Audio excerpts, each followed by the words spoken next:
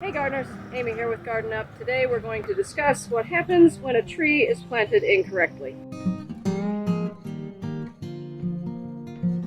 Alright, so I've got a lavalier today, but we're right on a busy street and there's contractors working, and I apologize in advance for any background noise. But what I wanted to talk about was how easily it is to plant a tree wrong, and then what happens when it is planted wrong. So we noticed this tree a couple of weeks ago. We noticed it wasn't really thriving. It's got a lot of dead branches. The top has died back, but there's one healthy branch on it. What is going on?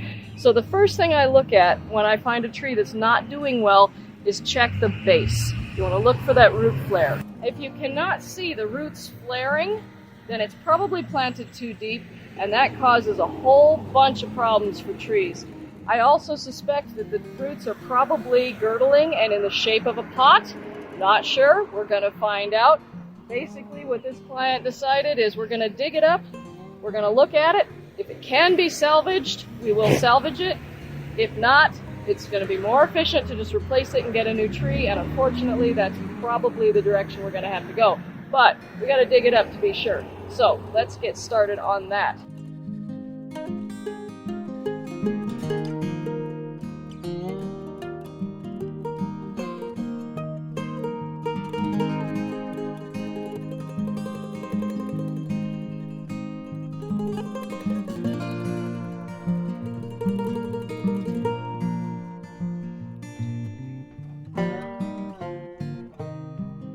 So when we first noticed this tree, we started digging down. The original soil line was right here. We dug about 6 inches and still did not find roots, which is why we are completely excavating it today. We finally found roots. They are, about 7-8 inches down from where the soil line was. Give or take. Might be only about 6, but they're over here. And they're bent. Like, that's a pot shape right there. So we've got spiraling roots. There might be some free ones in this direction. I am finally having a little bit of resistance over here. That might be off of the other tree over here.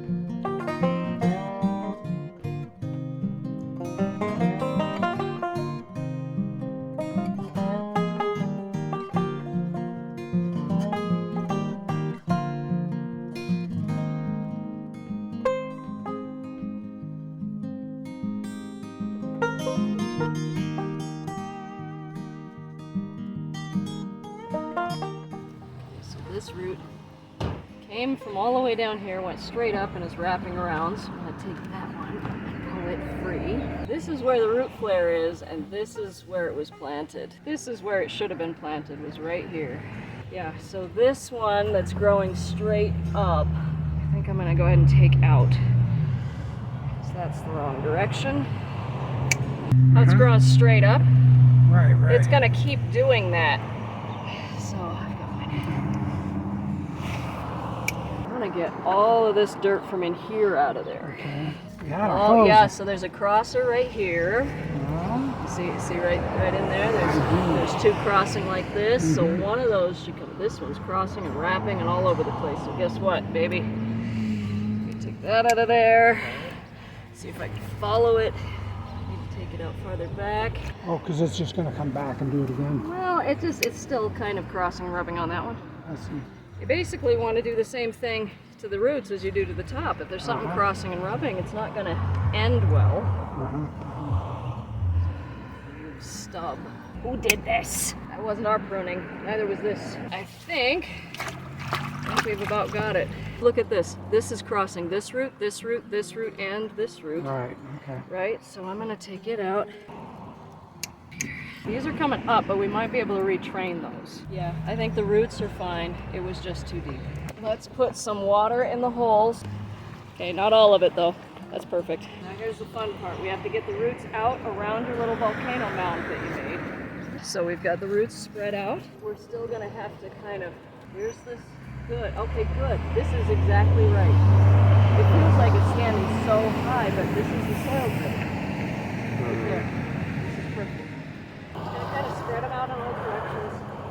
And as we put the soil back on, hopefully it'll stay.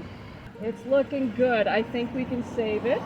Okay, the root ball actually was a lot better than I expected. It had a few roots that were crossing, which we pruned out, and it had, but it was just super deep. Like this is where it should have been.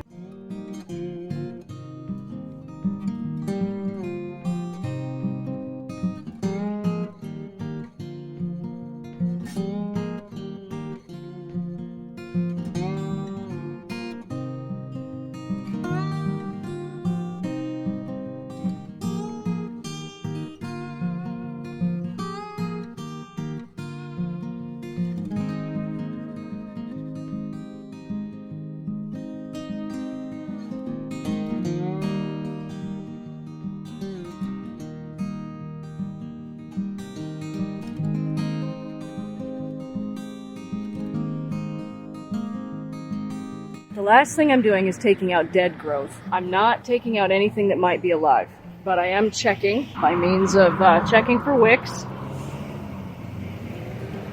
This branch is completely dead. It's brown. There's no green cambium layer in here, nothing. That is a dead stick. So I am going to take this down all the way to the collar. Here's the branch, and here's the collar right here. I'm gonna make a correct pruning cut. Very, very, very dead. There. No stub. A little bit of a nick there, but there we go. This is dead.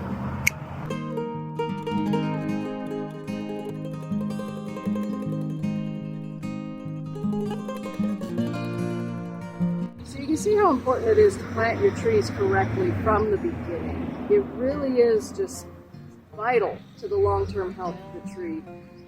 This one, you know, we're putting it back in the ground to see if planting it at the right depth is going to help it.